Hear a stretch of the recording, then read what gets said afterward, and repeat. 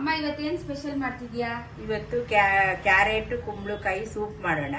ಬೇಕಾಗಿರೋ ಸಾಮಾನು ಬೆಣ್ಣೆ, ಕಾಳು ಮೆಣಸು, ಉಪ್ಪು, ಈರುಳ್ಳಿ, ಬೆಳ್ಳುಳ್ಳಿ.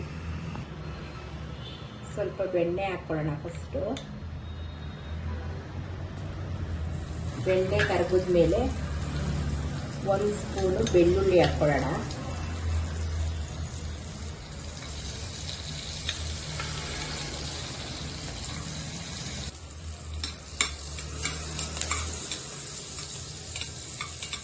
ಆಮೇಲೆ ಈರುಳ್ಳಿ ಹಾಕೊಳ್ಳೋಣ.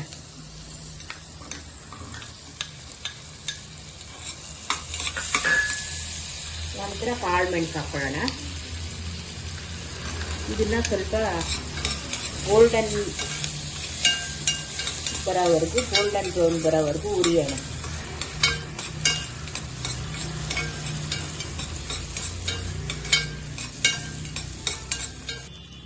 ನೋಡು, ಕ್ಯಾರೆಟ್ ಕುಂಬಳಕಾಯಿ ಎರಡನ್ನು ಹಾಕಬೇಕು, ಆಯ್ತಾ? ಹಾಕ್ಬಿಟ್ಟು ಸ್ವಲ್ಪ ಹೊತ್ತು ಫ್ರೈ ಮಾಡಬೇಕು.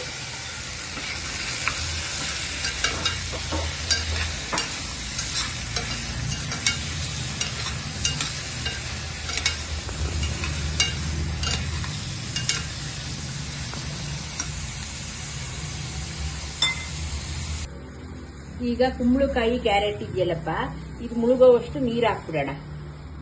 ಇದು ಬೇಯಬೇಕಲ್ವಾ, ಅದಕ್ಕೆ ನೀರು ಹಾಕ್ಬಿಟ್ಟು ಇದಕ್ಕೆ ಸ್ವಲ್ಪ ಉಪ್ಪು ಹಾಕಿ ಬೇಯಿಸ್ಕೊಳ್ಳೋಣ. ಕ್ಯಾರೆಟ್ ಕುಂಬಳಕಾಯಿ ಎರಡನ್ನು, ಓಕೆನಾ?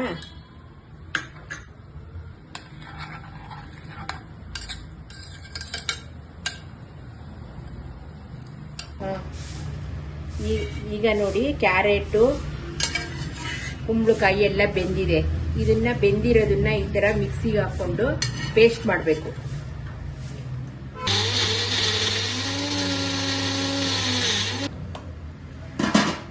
ನೋಡು, ಈ ತರ ನುಣ್ಣಗೆ ಪೇಸ್ಟ್ ಮಾಡಿಕೊಂಡು ಈ ಉಳಿದಿರೋ ನೀರಿಗೆ ಹಾಕ್ಬೇಕು. ಇದನ್ನ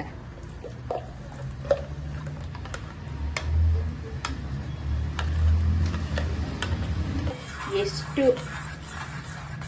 ಬೇಕೋ ಅಷ್ಟು ಈಗ ನೀರು ಹಾಕೊಂಡು, ಯಾವ ಇದಕ್ಕೆ ಬೇಕೋ ಆ ಥರ ನೀರು ಹಾಕೊಂಡು ಇದನ್ನ ತೆಳ್ಳಗೆ ಮಾಡ್ಕೋಬೇಕು. ಗಟ್ಟಿಗೆ ಅಂದರೆ ಗಟ್ಟಿಗಿರ್ಬೋದು, ತೆಳ್ಳಗೆ ಅಂದರೆ ಸ್ವಲ್ಪ ನೀರು ಹಾಕೋಬೇಕು. ಇದಕ್ಕೆ ನಾವು ಆಗಲೇ ಈಗ ಮೆಣಸು, ಉಪ್ಪು ಹಾಕಿದ್ದೀವಿ. ಅದಕ್ಕೋಸ್ಕರ ರುಚಿ ನೋಡಿಕೊಂಡು ರುಚಿಗೆ ತಕ್ಕಷ್ಟು ಉಪ್ಪು ಹಾಕಿ ಸ್ವಲ್ಪ ಮೆಣಸಿನ ಪುಡಿ ಹಾಕ್ಬೇಕು.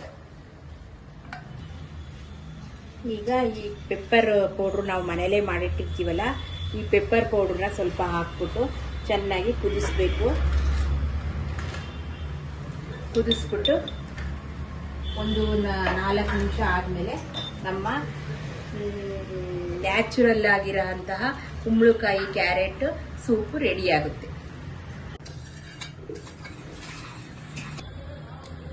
ನೋಡಪ್ಪ, ಕ್ಯಾರೆಟ್ ಕುಂಬಳಕಾಯಿ ಸೂಪು ರೆಡಿಯಾಗಿದೆ, ಬಿಸಿ ಬಿಸಿ.